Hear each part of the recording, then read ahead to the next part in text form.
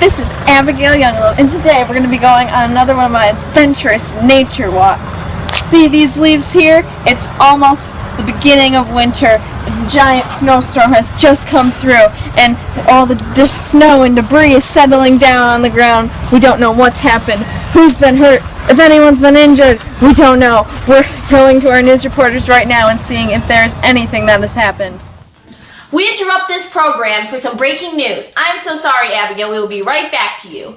Today, we just found out that 2 members of our community went missing last night in the woods outside of Oak Creek. Their names are better known to us as Ulrich and Georget.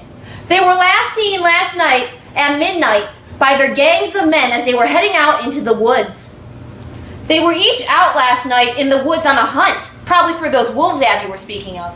If you watched Abigail's show last week, you will know that this is the season in which wolves migrate through this part of the woods.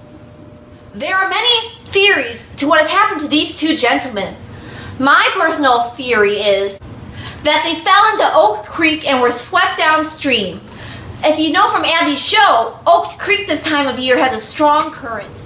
Ulrich's family believes that Georget's family has kidnapped Ulrich and will be holding him for ransom, and that the missing report of Georget is just a... Georget's family believes that Ulrich's family has kidnapped Georget and will be holding him for ransom, and that the missing report of Ulrich is just a... What if both of them are right? What if Georget's men found Ulrich and brought him back to their base, while Ulrich's men found Georget and brought him back to their base?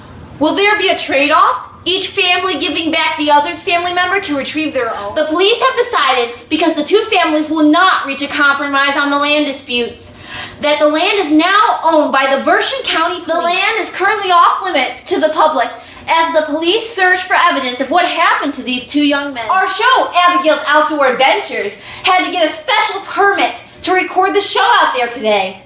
That's all for now. Back to you, Abby. Thank you, Marissa. And speaking of the wolves' migration patterns, they usually leave a trail of bones through the bodies of their victims. Oh, here's one right here. This bone looks like it could be the bone of part of a fox leg, but it does seem to look a little big. It could be the bone of some other kind of larger animal. Let's find the trail. Oh look, there's another bone over there. If I didn't know any better, this looks like the elbow of a human. See the comparison? But then again, it does look like the femur of a fox. I think we're getting close. Look, there's another bone over there again. What the heck is that? Oh my gosh, I didn't think wolves would eat humans. It's not part of their normal eating patterns. They would only eat humans if they were starving. Wait a minute, wasn't there a report about 2 men missing? This concludes our show for today. Back to Marissa's news. We will be right back after the following announcements and commercials from our sponsors.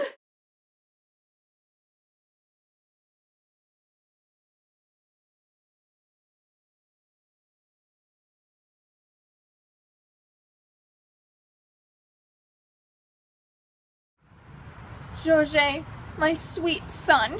He would never hurt a soul.